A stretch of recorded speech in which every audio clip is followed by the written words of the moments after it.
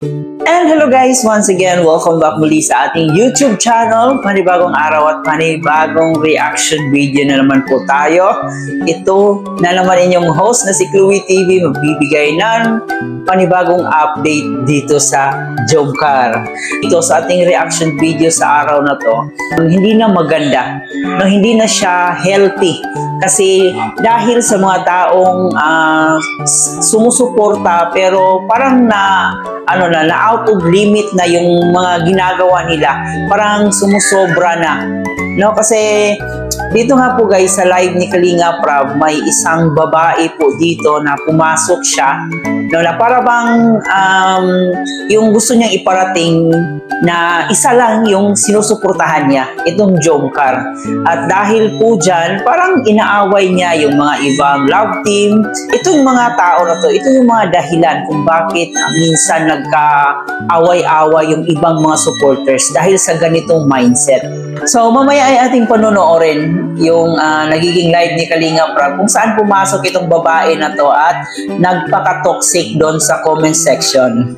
Pero syempre guys, bago tayong magsimula at bago natin mapanood yung clip video na sinasabi natin, syempre huwag kalimutan mag-subscribe sa ating channel at pakisamang notification bell para every time mag-upload po tayo, updated po kayo.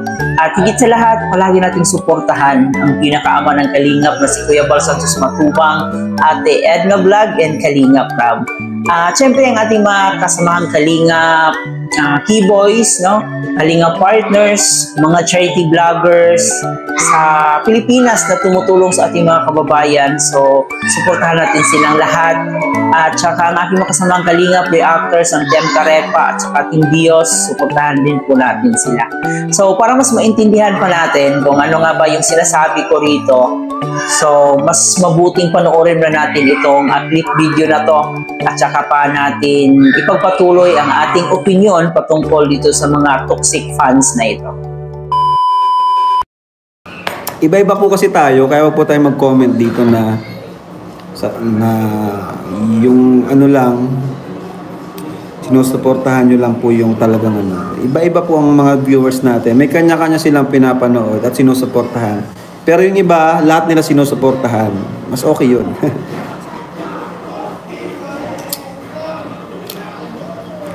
I'm not saying sa Kalingap. Sinasabi ko sa marami. Ibig sabihin, supporter nila. So, ibig sabihin pala parang may sarili na pala silang ano, ganun. Yung ibig sabihin ni Cherry Ann. May sarili na silang supporters. Kasi para sa akin, si Joms, di niya inaano yun.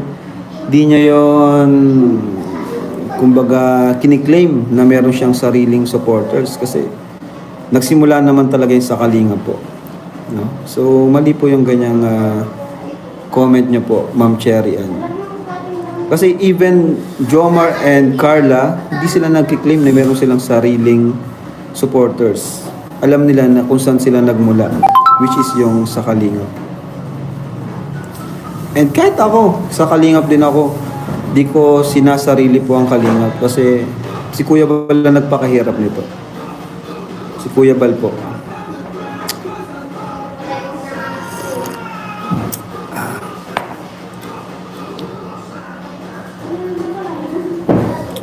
Share yan kahit saan live yan, toxic comment yan.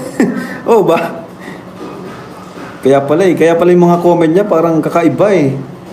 Kakaiba yung comment niya.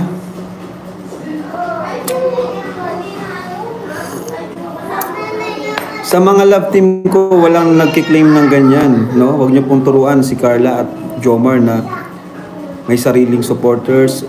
Lahat sila napaka-humble po niyan.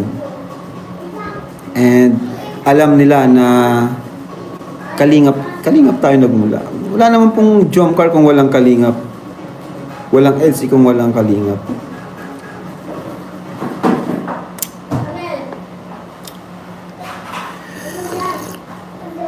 Oh, kagaya nito, lahat pinapanood ko pero Edsy ang pinakalab ko. Kagaya niyan.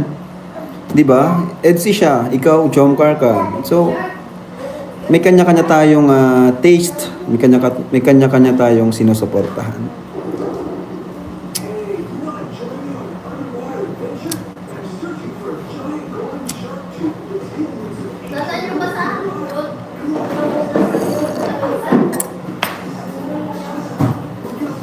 pasaway ka naman, gawa ka na lang ng sarili mong love team. Si Cherry Ann, pasaway ka naman, gawa ka na lang ng sarili mong love team. And kung nandito ka para lang sa Jomcar at wala ka nang pakialam sa iba, mas better na huwag ka na lang mag-comment din dito, no? Kasi ang tunay na nagmamahal sa Jomcar, mahal din niya ng Kalingap. At hindi sila toxic. Mahal nila ang founder, si Kuya Bal. Diba? Kasi nagkaroon tayo ng Jomcar dahil hindi lang sa isang tao, dahil hindi lang kay Jomar at kay Carla, kundi sa effort ng napakaraming tao. Siyempre sa akin, number 1 ako. Kasi ako yung unang nag-vlog sa Jomcar. Ako yung bumuo ng Jomcar, di ba? Ako yung didirect sa mga mangyayari sa vlog, di ba? And siyempre, andyan yung mga cameraman natin na masisipag. Cameraman, mga buhat, taga-buhat natin, mga driver. So, marami po. Hindi lang po ano. Hindi sumikat ang Jomcar, hindi dahil lang sa Jomcar, kundi dahil sa Kalinga pa rin po, no?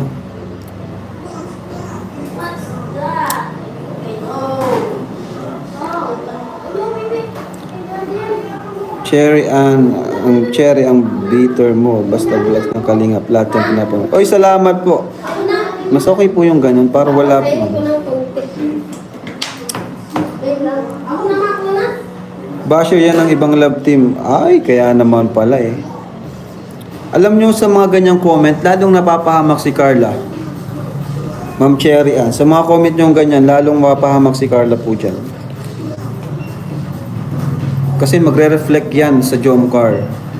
Kung inaaway yung ibang love team, ang away naman nila is yung Jomcar. Di ba kawawa naman sila Carla at Jomar na nananahimik?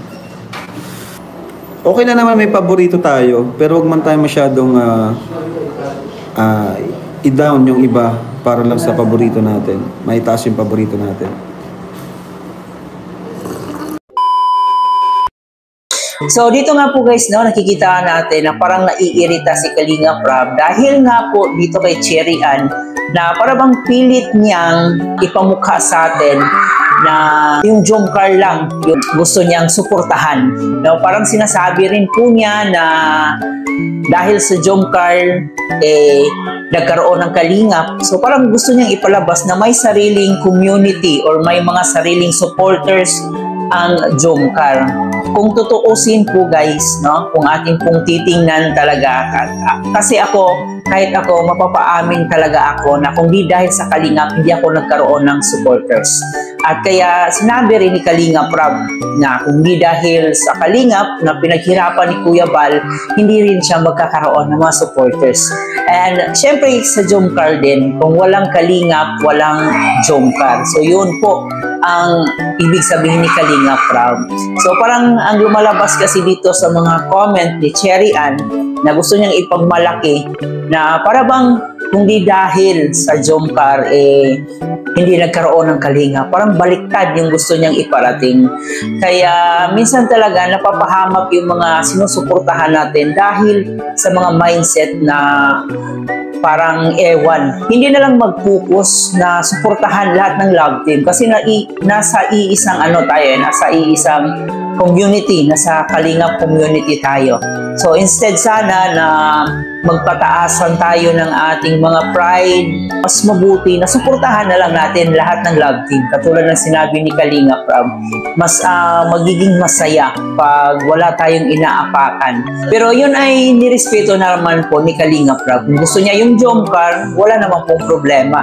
No, kung gusto niya yung EDC o wala din pong problema. As long as nire-respeto nila ang bawat love team. Hindi yung sasawayan mo yung isang love team para lang aangat yung love team na sinusuportahan mo. So yun yung mensahe ni Kalinga Prab dito guys. Huwag mo nating ugaliin ang ganitong klaseng mindset kasi nakakaano tayo hindi lang po tayo nakakasakit ng damdamin ng ibang tao, nakakasira pa tayo ng imahe ng ibang tao. So, mas mabuti talaga na focus tayo kung saan tayo masaya, no? Kung isa lang yung gusto natin, so doon tayo mag-focus. So, alam po natin na ako, masasabi ko rin na sobrang supporters ng Jomcar. Nag-focus po tayo doon kung ano yung mas ikakaganda, ano yung mas maganda sa Jomcar. Yun po yung ipalaganap natin. Yun po yung gusto nating iparating pa sa ibang tao na maganda ang Jomcar. So, dapat i-push pa natin, suportahan pa natin. So, wag na po tayong manira pa ng ibang love. So, yan lang guys ang ating reaction sa araw na to. Kayo ba guys, kung kayo ang tatanungin, ano yung masasabi nyo sa ganitong klaseng mindset? No? Napaka-toxic na fans. So, dapat hindi talaga tularan itong mga ganitong klaseng tao. So, kung kayo ang tatanungin, sang-ayon ba kayo na dapat burahin sa mundo ang mga ganitong klaseng pagkatao? Kasi nakakasira talaga siya. No? Nakakasira siya sa isang community. Kaya dapat burahin. So, joke lang po yan guys. So, kaya mag-comment po kayo dyan sa ating comment section. Bago natin tapusin, huwag kalimutan subscribe and paki-like and share na itong video na to. At higit sa lahat, suportahan natin palagi ang ating buong team Kalingap. Muli po, ito nga po pala si Chloe TV. Marami pong salamat.